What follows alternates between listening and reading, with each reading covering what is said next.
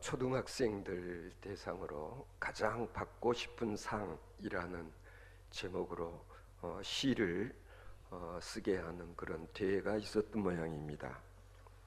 초등학교 6학년 이슬 양이 받고 싶은 상은 다름 아닌 유방암으로 일찍 세상을 떠난 어머니가 차려주었던 그 밥상, 그 상이 가장 받고 싶은 상이라고 노래를 하고 있는데요. 가사 가운데서 엄마 사랑해요, 엄마 고마웠어요, 엄마 편히 쉬세요 라는 이 말을 살아생전에 하지 못했던 것을 아쉬워하는 그런 내용의 이 시에다가 여기 보면은 어떤 분이 곡을 붙여서 그리고 방금 여러분이 들으셨던 이 노래 참 들으면 들을수록 애답다라는 그런 생각이 듭니다. 기회라고 하는 것은 항상 있는 것이 아닌데 살아생전에 어머니에게 이와 같은 말 한마디 하지 못했음을 안타까워하는 이 딸, 사실 이런 자식들이 우리들 주변에 얼마나 많이 있습니까? 어쩌면은 바로 내 자신이 바로 그런 경우에 해당된다고도 할 수 있을 것입니다. 오늘은 어버이 주일입니다. 어버이의 은혜를 기리는 날이죠. 그러나 우리가 어버이라고 하지만 역시 이 날이 되면 가장 먼저 떠오르는 것은 어머니가 아닐 수 없습니다. 그래서 어머니 이야기를 좀 해보고 싶습니다. 불란서 혁명 이후에 불란서는 큰 혼란에 빠졌고 그리고 모든 백성들이 빈곤에 허덕였던 그런 시절이 있었던 모양입니다. 그때에 어느 부대 하나가 이동을 하면서 군인들이 숲속을 지나가고 있었는데요. 지나가다가 기아에 지친 아주머니가 새 아이를 데리고 길가에 쓰러져 있는 것을 보았습니다. 너무나 배가 고파 허기져서 이제 더 이상 걸을 수가 없어서 아이들이 쓰러져 있는 그런 모습을 보고 불쌍히 여긴 나머지 상사가 빵 한 덩이를 아마 던져 주었던 모양입니다. 어머니는 지체 없이 이 빵을 받아서 세 조각으로 나누어 아이들에게 주는 것을 보았습니다. 아이들은 정신없이 이 빵을 받아 먹으며 그렇게 기뻐하고 있었습니다. 이 광경을 보던 젊은 병사가 물었습니다. 저 여자는 배가 고프지 않은 모양이죠? 그러자 상사가 조용히 대답했습니다. 그게 아니야, 이 사람아. 어머니이기 때문이야 라고 했다는 것입니다. 이것이 어머니입니다. 자기는 굶으면서도 자식에게는 줍니다. 자기 입에 들어간 것은 없지만은 아이들이 빵 한 조각을 먹으며 기뻐하는 모습을 보고 더 크게 기뻐하는 것이 어머니의 마음이 아닐까요? 어디 불란서의 어머니들만 그러하겠습니까? 오늘 본문 말씀은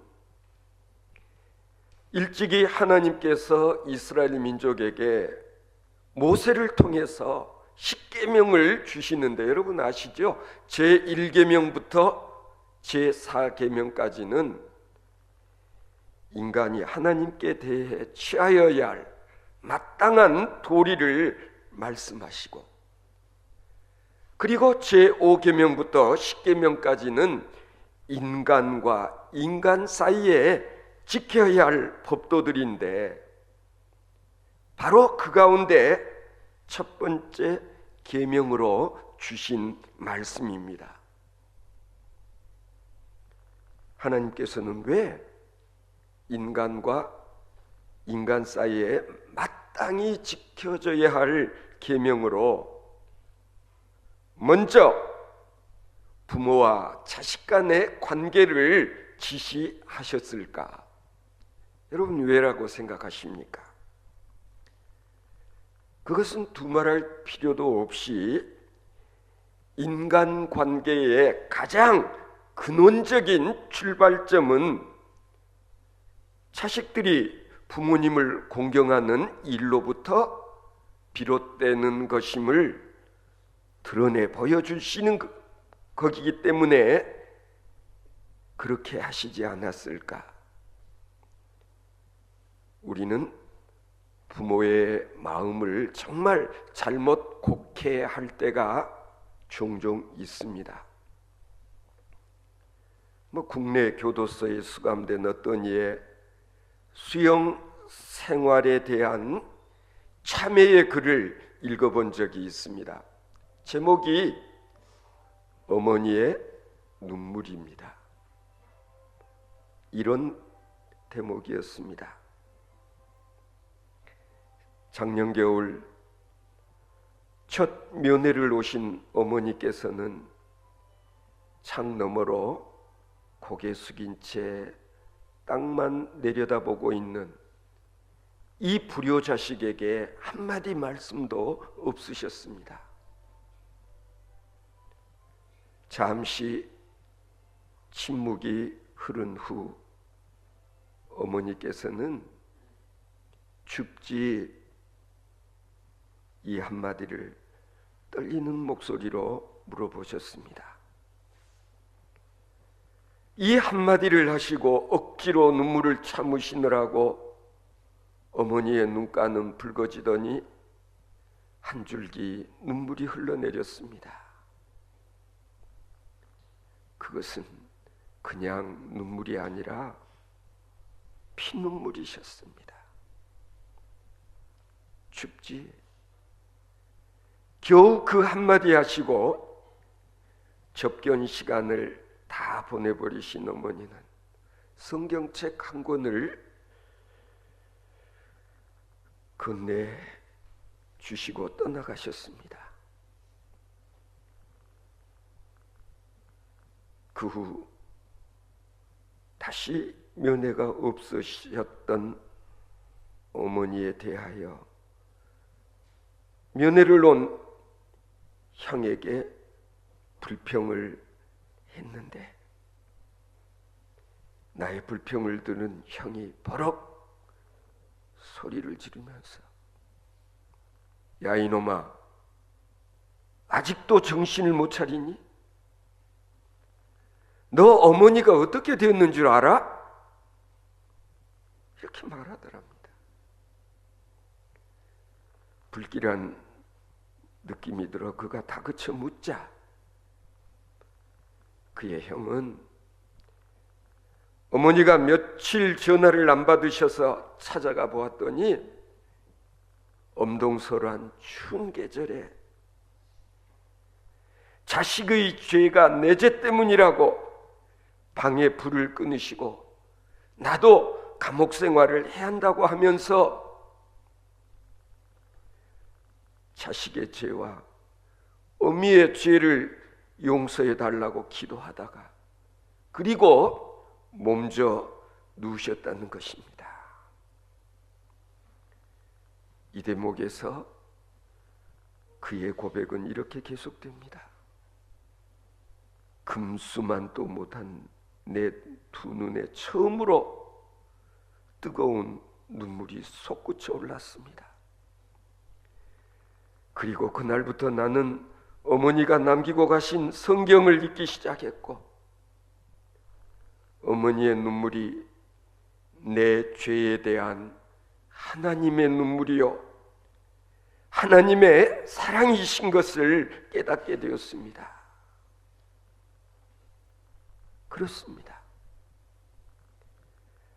부모를 거스림이 하나님을 거스리는 일입니다. 부모를 순종함은 가장 자연스러운 인간 존재의 방식인 것입니다. 성경은 그것이 옳은 일이라고 그렇게 가르칩니다. 여러분이 잘 아시는 바와 같이 에베소서 6장 1절부터 3절까지 말씀 기억하실 것입니다. 자녀들아, 너희 부모를 주 안에서 순종하라. 이것이 옳으니라. 내 아버지와 어머니를 공경하라. 이것이 약속 있는 첫째 계명이니 이는 내가 잘되고 땅에서 장수하리라. 그렇게 말씀하십니다. 바로 오늘의 본문 말씀과 궤를 같이 하는 말씀이라고 여겨집니다. 오늘 본문 말씀 가운데서 우리가 가장 확실하게 복을 누릴 수 있는 길이 무엇인가? 그걸 우리는 마음에 새길 수 있어야 될 것입니다. 부모를 공경하라.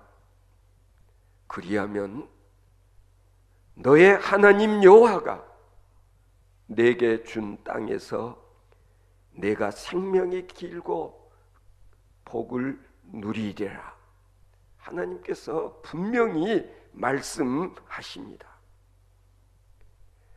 참으로 공평하신 하나님께서 공의로우신 약속을 하고 계심을 우리는 볼 수 있어야 됩니다. 이 세상에 부모 없이 태어난 자식이 있을까요? 물론 때로는 고아인 경우 부모가 없다고도 할 수 있을 것입니다. 그러나 곰곰이 생각해 보면 그렇지만은 않습니다. 여기에서 우리가 생각해 보아야 될 것은 부모에 대한 개념. 우리는 부모에 대한 개념을 너무 축소해서 이해하는 경향이 있는 것 같습니다. 다시 말씀드리자면 나를 낳아주신 육신적인 부모 정도로 우리는 부모의 의미를 해석할 때가 있다는 것입니다. 또한 우리는 내가 낳은 자식만 자식인 것처럼 그렇게 생각하는 경향도 있습니다. 여러분 잘 알고 계시지 않습니까? 바울 사도는 평생 결혼을 하지 아니했습니다. 그러나 바울 사도에게는 육신의 자녀는 없었지만은 영적으로 아버지와 아들과의 관계였던 디모데 같은 이가 있었지 않습니까? 그리고 우리가 바울 서신을 읽어보면 바울 사도에게는 정말 가족과 같은, 아니면은 정말 자식과 같은 그런 교우들이 많이 있었다는 것을 우리는 잘 알고 있습니다. 참으로 훌륭한 아버지, 그리고 훌륭한 아들이 되어서 아버지는 아들을 훈계하였고, 그리고 아들은 아버지의 뒤를 따라가며 정말 효도를 하는 그런 모습들, 우리는 성경 안에서 찾아볼 수 있습니다. 여러분 아시는 대로 천주교에서는요, 신부님을 아버지라고 부릅니다. Father라고 부르는 이유가 뭐겠습니까? 적어도 신앙생활하는 동안은 교역자를 나의 영적 아버지라고 생각한다는 점에서 우리가 참고할 필요가 있을 것입니다. 뿐만 아닙니다. 이 땅의 모든 어르신들, 그분들은 다 내 부모님이다, 이렇게 생각할 수 있어야 됩니다. 또한 이 땅의 모든 젊은이들은 다 내 자녀다 라는 이런 넓은, 보다 깊은 의미의 부모와 자녀와의 관계를 우리는 그리스도 안에서 새롭게 맺을 수 있어야 되는 것입니다. 바로 우리들의 모임, 이것이 주 안에서 한 형제 자매된 가족, 패밀리라는 그런 의식, 그게 교회라고 하는 신앙 공동체만이 말할 수 있는 특권이 아닐까. 우리 부모가 세상을 떠났으니 이제 나는 더 이상 효도할 길을 잃었다면서 지난날에 불효한 것이나 후회하면서 감상적인 눈물이나 흘리는 자녀는 효도할 길이 없지 않겠습니까? 이제 내 어머니는 비록 먼저 가셨지만 내 친구의 어머니가 나의 어머니요, 내 이웃의 어머니 또한 나의 어머니. 그렇게 보면 이 땅에 정말 버려진 어머니들이 얼마나 많은가. 조금 더 넓은 그리고 깊은 의미에서 우리는 아직도 효도할 수 있는 그런 길이 있다는 사실, 그걸 성경은 우리들에게 깨우쳐 주고 있는 것입니다. 오늘 성경 본문 말씀을 통해서 하나님께서 약속하십니다. 효도하는 자에게 복을 누리시게 하겠다고 말입니다. 살아있는 부모님에게 효도하는 것이 내가 복을 누리는 길이다라는 것을 분명히 말씀하고 있지 않습니까? 부모님이 살아계시지 않는다면 지금 내 주변에 있는 다른 부모님들, 이곳에 있는 어르신들, 내 아버지처럼, 내 어머님처럼 섬길 수 있을 때에 하나님께서는 그런 우리들에게 복을 누리시게 해주시겠다 약속을 하시는 것입니다. 효도라는 게 무엇일까요? 효를 연구한 어느 학자가 부모를 공경하는 방법을 몇 가지로 이렇게 정리해 놓은 그런 글을 읽어본 적이 있습니다. 첫 번째 효도는 일단은 자주 찾아 뵙는 것이라고 가르칩니다. 여러분, 옛날 자식들은요, 아침 저녁으로 문안을 드렸다고 하지 않습니까? 두 번째는 부모의 말동무가 되어 드리는 것이 효도라고 했습니다.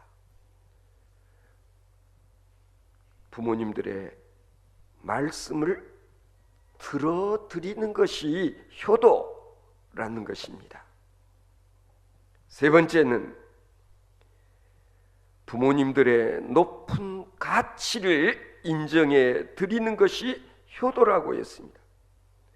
부모들이 무슨 말을 하든지 간에 맞아요, 옳습니다. 참 귀한 말씀이네요. 지당한 말씀입니다.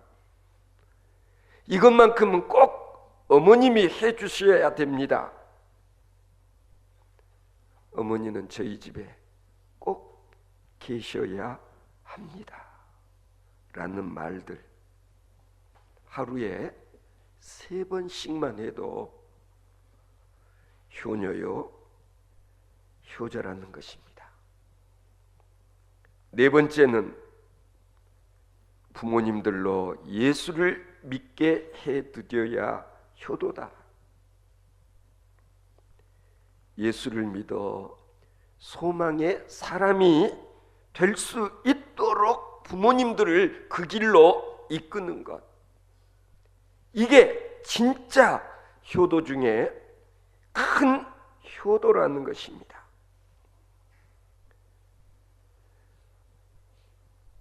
부모님들에게 효도하는 것의 구체적인 모습, 그게 뭐라고 생각하십니까? 성경은 그것이 다름 아닌 순종이라고 교훈합니다. 자식에게 할아버지께서 이렇게 말씀하시지 않더냐? 너도 내 자식에게 이렇게 일러주어라. 말씀할 수 있어야 된다는 것입니다. 성도 여러분, 이것이 바로 복을 대물림할 수 있는 비결이다, 방법이다 라는 것에 대해서 여러분 어떻게 생각하십니까? 저는 오늘 주신 이 본문 말씀이 바로 이와 같은 내용을 담고 있는 말씀이라고 생각합니다. 하나님 아버지께서 우리 모두에게 복 주시기를 원하십니다. 누구에게 복을 누리게 할꼬? 하나님께서는 진정 부모에게 효도하는 자를 찾고 계십니다. 성도 여러분, 효도할 때 이것이 복의 근원이 된다는 사실을 기억하시기 바랍니다. 육신의 부모가 계시지 않으면은